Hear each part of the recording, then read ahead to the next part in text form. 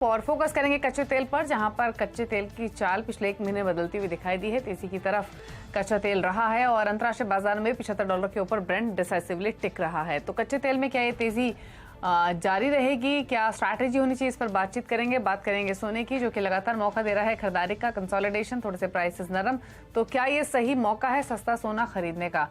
साथ ही open market operations की वजह से घटेंगे गेहूं चावल के दाम, क्या इसका फर्क पड़ेगा। गेहूं और चावल की जो प्राइसेस यहाँ से किस तरफ रहेंगे, इस सब पर हम फोकस करेंगे। हमारे साथ बातचीत करने के लिए chartandtrade.com के फाउंडर विकास बगरिया, गंगानगर कमोडिटी के VP Amit Khare, all India rice exporters association के फॉर्मर प्रेसिडेंट विजय सेठी और साथ ही rural flour mills federation of India के प्रेसिडेंट प्रमोद कुमार भी हमारे साथ कनेक्टेड रहेंगे। आप सभी का स्वागत है। लेकिन सबसे पहले बात कर लेते हैं स्ट्रैटेजीज की और शुरुआत करेंगे कच्चे तेल के साथ, जहां पर हमने प्राइसेस फर्म देखे हैं कल के सेशन में भी और आज के सेशन में भी। इंटरनेशनल मार्केट में ब्रेंट $75 के ऊपर टिक रहा है, WTI $70 के ऊपर और घरेलू बाजार में 5800 के आसपास प्राइसेस कर रहे हैं कारोबार। दरअसल अगस्त ऑनवर्ड सऊदी अरेबिया रशिया की तरफ से जो सप्लाई कट्स होंगी उसकी वजह से भी, थोड़ी सप्लाई कंसर्न्स की वजह से सपोर्ट हमने कच्चे तेल के प्राइसेस में आते हुए देखा है। विकास, क्या सजेशन इन लेवल से यहाँ पर एक अच्छा बेस बनाने की कोशिश कर रहा है कच्चा तेल, ऐसा नजर आ रहा है, फिर चाहे वो ब्रेंट के भाव हो या फिर M6 पर भाव क्यों ना हो। क्या स्ट्रैटेजी, क्या रिकमेंडेशंस इन लेवल से? देखिए, जैसे कि लास्ट 2 वीक से हम लोग देख रहे हैं कि MCX पे टेक्निकल चार्ट्स पे क्रूड ऑयल 5500 के लोअर लेवल्स को ब्रीच नहीं कर रहा है एंड एक जोन पे काम कर रहा था 5550 से लेके 59-56,000 के बीच में ये एक ट्रेंड मेंटेन कर रहा था। वीकली चार्ट्स में इसका 5500 का जो सपोर्ट जोन था ये बहुत अच्छे से इस पे कंसोलिडेट कर रहा था। शायद इसी कंसोलिडेशन और न्यूज के लिए ये वेट कर रहा था कि बाजार किस तरफ से इसका दिशा जाएगा। अब चूंकि जो ये कट्स के रसिया की तरफ से भी ये कट्स का आ गया और सऊदी अरेबिया का भी कट्स का बात चल ही रहा है और $75 को भी ब्रेंट मेंटेन कर रहा है एंड MCX पे भी लोअर लेवल्स को मेंटेन कर रहा है, तो चाल इसकी तेजी की ही रहेगी। थोड़ा सा भी अगर डिप्स मिलता है तो हम लोग इसको बाई ही करेंगे। तो मेरे को हायर रेंज पे 6150 तक क्रूड का अभी शॉर्ट टर्म नजरिया है बाई का। 5500 अभी भी इसका सपोर्ट जोन रहेगा, बाई ऑन डिप्स करिए एंड इसको 6100 तक के टारगेट्स के लिए हम लोग क्रूड पे रहेंगे। ओके, तो खरीदारी का ही व्यू है कच्चे तेल में 6000 तक के लेवल्स। आगे भी हमने देखा था जो प्रीवियसली यूएस के क्रूड इन्वेंट्रीज के नंबर्स आए थे वो भी नीचे की तरफ से, जिसकी वजह से प्राइसेस बढ़ते हुए दिखाई दिए थे। और अब इस हफ्ते जो नंबर्स आएंगे यूएस क्रूड इन्वेंट्रीज के, उन पर भी नजरें होंगी। हालांकि एक्सपेक्टेशंस यही है कि इन्वेंट्रीज घट कर आ सकती है, तो ये कुछ और फैक्टर्स रहेंगे जो कि प्राइसेस को आगे और सपोर्ट करेंगे। विकास जी मानते हैं 6100 तक के लेवल्स आ सकते हैं। खरीदारी की सलाह है 5500 के स्टॉप लॉस के साथ। नेशनल गैस पर भी एक राय लेंगे। नेशनल गैस में हमने थोड़ी सी नरमी देखी, पिछले 2 सेशंस में प्राइसेस हल्के हुए और वापस थोड़ी तेजी की तरफ कर रहे हैं ट्रेड। अमित, अगर आप ट्रैक करते हैं इस कमोडिटी को, तो क्या कमेंट्स आपके नेशनल गैस पर 221 के लेवल्स पर लेना चाहिए क्या, क्योंकि ब्रॉडर आउटलुक तो थोड़ा सा पॉजिटिव होता हुआ दिखाई दे रहा है। जी दीपाली, गुड मॉर्निंग। मेरे को लगता है प्राइजेस में अभी थोड़ा सा और करेक्शन, जैसा कि मैं चार्ट में देख पा रहा हूँ, दिखता है मेरे को। प्राइजेस लगभग 240 के आसपास हाई बनाया था और नीचे में लगभग 215 के आसपास तक लेवल टेस्ट किए। इंट्राडे के लिए अगर मैं बात करूं तो 223-224 रुपए का लेवल इसका एक बिकवाली का लेवल है। वहां पे ट्रेडर्स को बिकवाली करके चलना चाहिए। 227 रुपए के ऊपर का एक स्टॉप लॉस लेके चले। मेरे को लगता है प्राइजेस इंट्राडे में इवनिंग सेशन में 217 रुपए के आसपास तक आ सकते हैं, तो ओवरऑल इसमें एक बिकवाली का ट्रेड रहेगा। ओके, तो ये इंट्राडे के हिसाब से स्ट्रैटेजी आपको बताई गई है। एक छोटे से मुनाफे के लिए ट्रेड ले सकते हैं। 221-222 के आसपास कर रहे हैं ट्रेड नेशनल गैस फिलहाल। अच्छा, सोने चांदी पर नजर डालें तो गोल्ड की पहले बात करेंगे, जहां पर हम लगातार कंसोलिडेशन देख रहे हैं। 58,300 के आसपास के मौजूदा लेवल्स हैं। इंटरनेशनल मार्केट से भी देखेंगे तो 1900 तक फिसलने के बाद 1930 के आसपास आकर 1920-1930 के बीच में सोना कॉमेक्स पर कारोबार कर रहा है। लेकिन विकास, इमीडिएट बेसिस पे क्या आपको लगता है कि यही टाइट रेंज बनी रहेगी, या फिर शॉर्ट टर्म को लेकर आउटलुक क्या है? आगे रेट बढ़ने की आशंका के बीच में प्राइसेस थोड़े अंडर प्रेशर तो रहे हैं, लेकिन क्या व्यू आपका नियर टर्म में और एक इमीडिएट बेसिस पे? दीपाली जी, इमीडिएट बेसिस पे मेरे को गोल्ड बाई लगता है, क्योंकि टेक्निकल चार्ट्स में इसने एक डोजी बनाया, डोजी बनाने के बाद उसका हाई तोड़ के ये मेंटेन कर रहा है। तो इमीडिएट बेसिस पे करंट लेवल से 59,000 तक गोल्ड जा सकता है। एक 58,000 का सपोर्ट रहेगा, तो ये एकदम इमीडिएट स्ट्रेटेजी है गोल्ड पे। और अगर थोड़ा सा अगर हम लोग शॉर्ट टर्म का व्यू रखते हैं तो गोल्ड टेक्निकल चार्ट्स में, चाहे वो इंटरनेशनल मार्केट हो चाहे हम लोगों के एमसीएक्स में हो, एक दायरे पे काम कर रहा है। इंटरनेशनल मार्केट में $1900 से 1950 $1960 के बीच का एक रेंज अभी गोल्ड में देखने मिल रहा है। $1900 के करीब इसका सपोर्ट है, ऊपर में 1950 $55 के करीब ये एक रेजिस्टेंस का काम कर रहा है। और एमसीएक्स में 57,500 से 59,200 का एक रेंज गोल्ड पे दिख रहा है। तो शॉर्ट टर्म व्यू के हिसाब से गोल्ड ऑलवेज बाई ऑन डिस्क की रणनीति रहेगी। ऊपर जब भी ये नीचे डिस्क में मिलता है तो 57,500 का बॉटम सपोर्ट के हिसाब से इसमें बाई करना चाहिए। ऊपर में टारगेट 59,200 तक का तो एकदम इमीडिएट दिखता है। तो gold always buy on dips रहेगा। और इमीडिएट के लिए भी गोल्ड अभी चाहे तो हम लोग बाई कर सकते हैं 58,000 के सपोर्ट जोन पे, 58,950 और 59,000 के टारगेट्स के लिए। ओके, तो ऑन डिप्स खरीदारी की सलाह, 59,000 तक जाने की पूरी प्रोबेबिलिटी। एक राय गोल्ड के साथ साथ सिल्वर पर भी ले लेते हैं। अमित, आपका व्यू क्या है? गोल्ड और सिल्वर दोनों में अगर हम रीसेंट मूव्स देखें तो कंपैरेटिवली सिल्वर ने ज्यादा बेटर परफॉर्म किया है, 70,000 के आसपास फिलहाल उसके ऊपर टिकते हुए ट्रेड करते हुए दिखाई देगा। दोनों पर क्या व्यू है, गोल्ड सिल्वर? जी दीपाली, दोनों के चार्ट काफी अच्छे अभी दिखाई दे रहे हैं। मेरे को लगता है प्राइजेस काफी ओवरसोल्ड जोन में आ रहे हैं। गोल्ड की अगर मैं बात करूं तो 62,000 के लेवल से इसमें कंटिन्यूअस एक फॉल देखने को मिला और प्राइस लगभग 57,600-700 के आसपास तक लो बनाए। ऊपरी स्तरों से लगभग 3 से 3,500 पॉइंट की गिरावट इसमें देखने को मिली। अभी इंट्राडे के लिहाज से अगर मैं देखूं तो 58,250 का एक लेवल है जहां पे ट्रेडर्स को एक एंट्री करनी चाहिए, बाय की एंट्री करनी चाहिए। 58,650 रुपए का एक इंट्राडे का इसका टारगेट है। वहीं पे 58,000 रुपए के नीचे का एक स्टॉप लॉस लेके चले।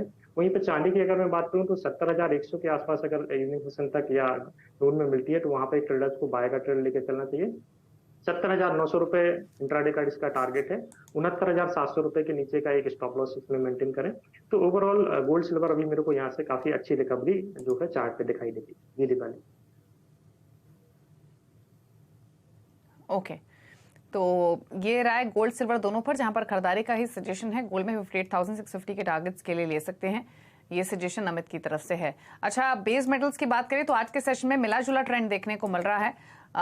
यहाँ पर copper zinc flat towards negative bias के साथ हैं। लेड में और एल्यूमिनियम में भी हल्का प्रेशर ही देखने को मिला है। क्या सजेशन रहेगा base metal pack? In fact overall view क्या है विकास आपका बेस मेटल पैक को लेकर? प्राइसेस इन्हीं लेवल्स के आसपास पिछले 2-3 सेशन से सस्टेन करते हुए दिखाई दे रहे हैं। क्या व्यू ओवरऑल पैक पर, और कोई स्ट्रैटेजी लेनी हो तो क्या रिकमेंडेशन? अभी थोड़ा सा ऊपरी लेवल पे कंसोलिडेट कर रहा है। जैसे कॉपर 700 का इसने अपने वाइटल सपोर्ट जोन को टेस्ट करके वहां से एक इमीडिएट बाउंस दिया था। तो कॉपर में तेजी अब बनेगा 720 के ऊपर में। कॉपर अगर 720 के ऊपर चलता है तो 729 735 के लिए रैली करेगा और एक छोटा सा स्टॉप लॉस रहेगा इसमें 713 रुपए के करीब का। और एल्यूमिनियम अभी भी कंसोलिडेट करता हुआ ही लगता है 195 194 जोन्स पे।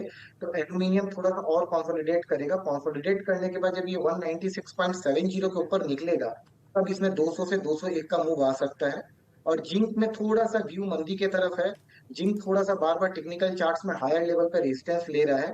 तो जिंक में थोड़ा सा व्यू बियरिश का है। अगर 210 के नीचे जिंक स्लिप करता है तो 207 और 205 तक आ सकता है 214 रुपए के एक स्टॉप लॉस पे। अमित, क्विकली आप कोई ट्रेड लेंगे क्या बेस मेटल से? जी दीपाली, मेरा ट्रेड कॉपर में रहेगा 715 रुपए के आसपास। करंट वायदा में एक बाय का ट्रेड लिया जा सकता है। 724 रुपए का इसका लक्ष्य रहेगा। 712 रुपए के नीचे का एक स्टॉप लॉस लेके चलें। वहीं पे जिंक में मेरा एक सेल का ट्रेड रहेगा 213 रुपए 40 पैसे इसका एक सेल का भाव है। 211 के टारगेट के लिए इंट्राडे में इसमें सेल किया जा सकता है 215 रुपए के स्टॉप लॉस के साथ। जी दीपाली। ओके, चलिए, तो ये स्ट्रैटेजी है बेस मेटल्स पर। जिंक पर जहां पर एक ट्रेड आपको रेकमेंड किया गया है, कॉपर पर रेकमेंड किया है आपको ट्रेड विकास ने। शुक्रिया विकास आपका आने के लिए शो में। एक ब्रेक के लिए रुक रहे हैं, अमित हमारे साथ बने रहेंगे। ब्रेक के उस पर एग्री कमोडिटीज पर तो करेंगे फोकस ही, साथ ही साथ बात करेंगे चावल की, क्योंकि कल चावल के OMSS का दूसरा चरण शुरू हो रहा है। क्या है इसके मायने, प्राइसेस कैसे रहेंगे आगे, इस सब पर हम बातचीत करेंगे। 2 खास मेहमान हमारे साथ मौजूद रहेंगे, विजय सेठी और साथ ही प्रमोद कुमार एस। एक ब्रेक के बाद जल्द वापस आते हैं।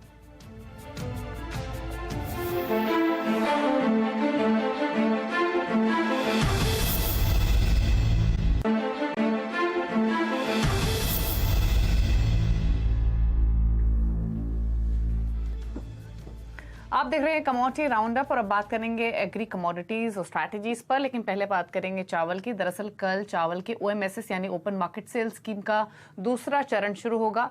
गेहूं के ओएमएसएस के पहले चरण को कैसा रिस्पांस मिला है, कीमतों में गिरावट की कितनी उम्मीद है, इसी पर बातचीत करने के लिए हमारे साथ all India rice exporters association के फॉर्मर प्रेसिडेंट विजय सेठिया हैं। साथ ही rural flour mills federation of India के प्रेसिडेंट प्रमोद कुमार एस भी हमारे साथ बने हुए हैं।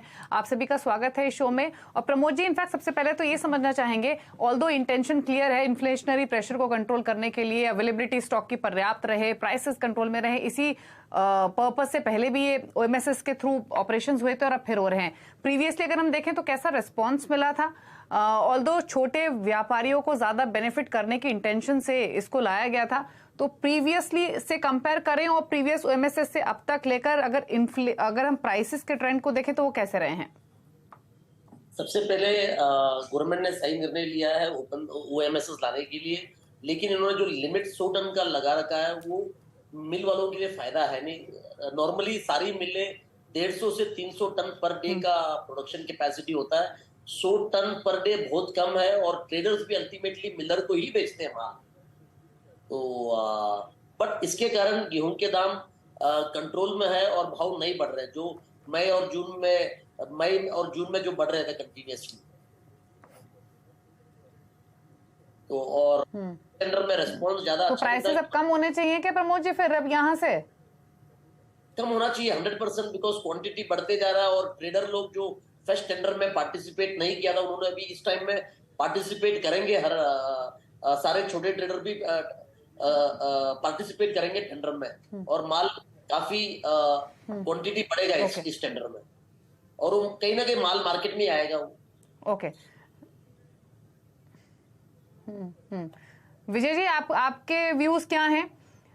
भले ही जैसे प्रमोद जी ने भी कहा कि प्राइसेस बढ़े नहीं है, स्टेबल रहे हैं, लेकिन इंटेंशन ये है कि प्राइसेस कम हो, क्योंकि अगर आप देखेंगे तो भाव अभी भी 6 से 8% एमएसपी के ऊपर बने हुए हैं।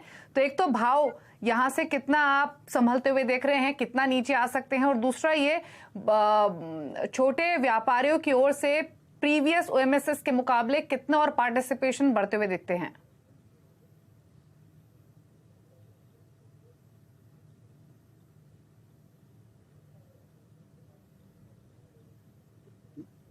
ये क्वेश्चन मेरे पे है विजय जी, आपको ऑडियो मैम? ये क्वेश्चन हाँ जी विजय जी, आपके लिए।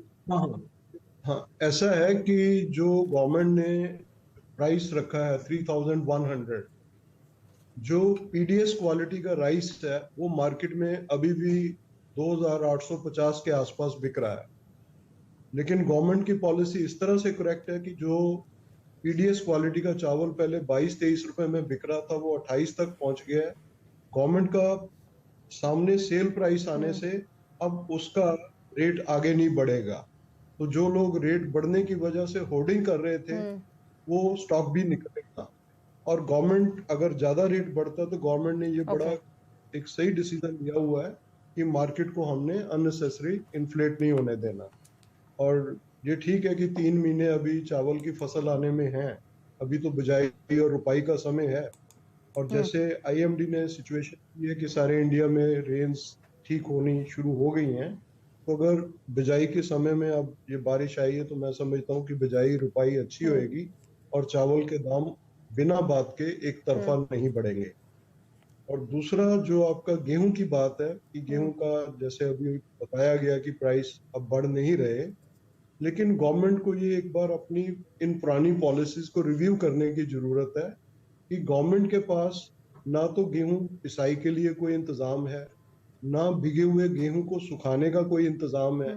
और दूसरा जो बार बार करप्शन की शिकायत आती है कि गवर्नमेंट एम्प्लॉयज स्टोर्ड व्हीट के ऊपर पानी डालते हैं और उसमें से गेहूं चोरी करते हैं, तो गवर्नमेंट को इस पॉलिसी को चेंज करके जैसे कि कुछ हिस्सा ओपन मार्केट का रहे और या गवर्नमेंट राइस मिलों से एक लिमिटेड क्वांटिटी प्रोक्योर करे एवरी मंथ। ये नहीं है कि सारे साल का स्टॉक इकट्ठा कर लिया और उसी तरह गेहूं का सारे साल का स्टॉक इकट्ठा कर लिया। ये अगर मंथ वाइज अगर आप मिलों से कॉन्ट्रैक्ट करके खरीदोगे और अपने लीन पीरियड के लिए एक बफर थोड़ा सा बेटर बना लो, तो मैं समझता हूँ कि ये अब पॉलिसी चेंज करने की जरूरत है। और ये जो चावल और वीट के अंदर जो मंदा तेजी बिना बात के जरूरत से ज्यादा आ रहा है, उसका एक कारण है कि हमारे यहाँ रॉ मटेरियल के ऊपर टैक्स है।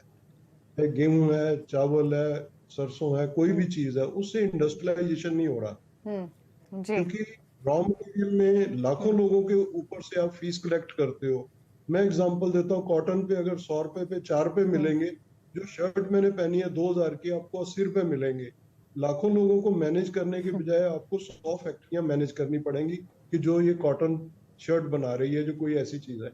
तो फिनिश गुड्स के ऊपर गवर्नमेंट अगर फोकस करे, और मैं समझता हूँ कि उत्तर प्रदेश गवर्नमेंट ने ये पॉलिसी चेंज की, पंजाब हरियाणा में अभी भी चावल पे और गेहूं पे इस तरह के टैक्स हैं, और ये इसी से ये चोर बाजारी बढ़ती है, और हेल्दी कंपटीशन ना होने से हमारे यहाँ कोई भी इंडस्ट्रियलाइजेशन नहीं हो रहा। आप देखो, हरियाणा के अंदर फ्लोर मिलें नहीं है, आटा चक्की